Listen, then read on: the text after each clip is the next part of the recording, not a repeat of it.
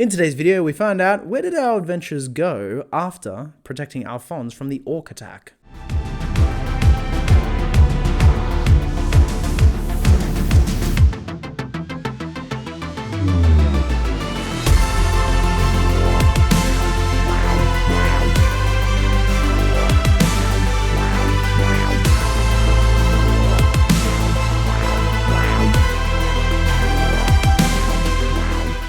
Welcome back to the DMSide, a place for new and old DMs, as well as players talk everything Dungeons & Dragons. In this series, I am taking a group of brand new adventurers through the Dragon of Icespire's Peak Essential Kit, with a few things taken from the Lost Mines of Phandelver. Now, today we're going to talk about what happened last session, where the players are going, and what do I expect to go awry in the future. Last session, the players protected Alphonse from the orc attack and actually came to an agreement with them that they would defeat Crowvain, the White Dragon, within 40 days. Now, upon making that agreement, they realized that they're in for quite a lot, and taking a dragon down is not going to be something very easy. So they need weapons, they need magical items, they might need some assistance. So they went back to Phandalin to try and buy some magic items. After that, they went to Sildar and got their reward for actually protecting Alphonse, and then spoke to him about dragons. What do they know? How do you defeat them? Where can they get some really cool gear that's actually, like an auto dragon killing sword or orb or something like that, something you just pick up in the local grocery store. He mentioned to them, well, the only place you'll be able to get some magical items or commission some enchantments is most likely up in Neverwinter. It's the closest city. And if they would like to do that, then there is also that other job, taking the goods up to Harben's brother. So just preparing myself for that eventual journey and also seeing if they were going to do it.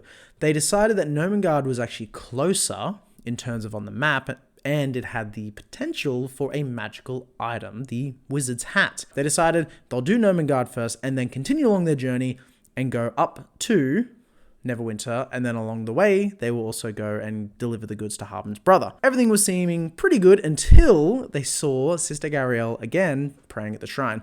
Finally, Gobbleknock went up and actually spoke with her, and she passed on the information about the Banshee, about asking a question, giving him the tiara that's worth 300 gold, that he might use it to ask this question for her about this book that she's looking for.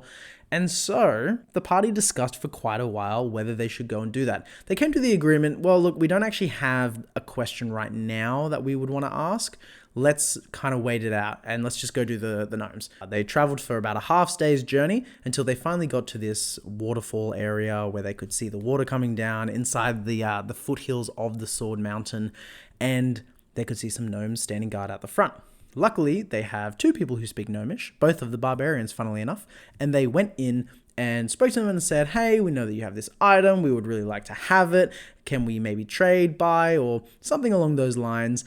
But then they realized that the gnomes were less interested about the item and more concerned about something else going on. So they started to prod and question and ask them, well, what's happening? Why are you so on guard anyway? And they found out that there is actually a creature that is eating and killing gnomes every night for the last couple nights. So they convinced them to let them in and maybe let these adventurers have a look. The gnome guards decided, well, let's take you to Fibblestib and Dabbledob, because they're the two gnomes that we generally will take people to, apart from the kings, but the kings are really busy right now. And so off they went. They spoke with Fibblestib and Dabbledob, who again explained there are these creatures that are killing people in the night. They're not sure what they are, where it is, how many there are, and they don't know what to do. They create all these inventions, they got to see all the inventions, they got to hear about all the things that they're doing, and all these unfinished things that they're not really sure what they're going to turn into, but I'm sure that being the tinkerers that they are, will eventually turn into something. The players asked a few more questions, they wanted to do a little investigating, they moved around, they looked around the place, but they couldn't find anything either. Now, that's to be fair, because the creature or creatures are mimics, and they are discernible from anything until you kind of touch them, I guess. So they decided, well, hang on, the kings are having an issue. Is that got to do with this? Is that something different? No one really knew, so they went and spoke to the kings. Now, one of the kings has barricaded themselves in their room because they've seen the creature and they don't want to be eaten, and they've seen that it changes shape. So shouting through the door, they were like, hey, can you let us in? He's like, no, I can't let you in because What if you're the creature? I don't know what you can turn into. So they spoke through the door through muffled voices and eventually found out this creature can shape change and it's going to be much more difficult. It can be quite large or quite small. No one's really sure. They then spent most of the session devising a plan. And as a DM, sometimes you have to sit and you just got to let them talk it out and clarify any questions for them as to how something might work mechanically. And it can take a long time. This took up the rest of the session, but they came up with a great plan. They asked for as many bells and anything that rattles and makes noise and string and wire, anything they can hang it up with, and they fashioned it all together throughout the rest of the day, and then they set it all up all around Gnomengarde, so that way if anything touched or moved, then they would hear this ringing and they could go and find out what it was. All the citizens would be barricaded and locked up in their rooms for the night. Even the guards would have been put away. So that way it's just the adventurers. And it was a really great plan. And I'm really excited to see how it goes because we are running short sessions. So we had to stop there.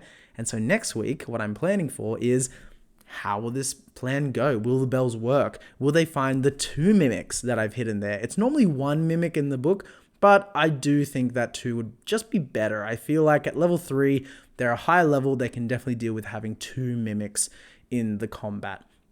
So next week, we'll see how well that plan goes, as well as I assume they're going to either head off to the Banshee and ask a question. And I look forward to seeing if it's backstory related or if it's actually the question Sister Gariel would like. They may go up to Neverwinter and up towards Thundertree where the green dragon is to deliver goods at the north end of the Neverwinter woods to Harben's brother. And another thing I very much did forget to mention, on the way to Gnomengarde, I just threw out there that they could see a tower in the distance. So next week I'll probably, or in the week after, once we've done a few more missions, I'm going to sew in the fact that there is undead around this tower, which is one of the missions, the old bone tower from the Lost Mines of Fandelver. So until next week, we won't know how this plan goes, but tune in to these videos to keep yourself busy. Subscribe so you don't miss what actually happens, and I will see you next week.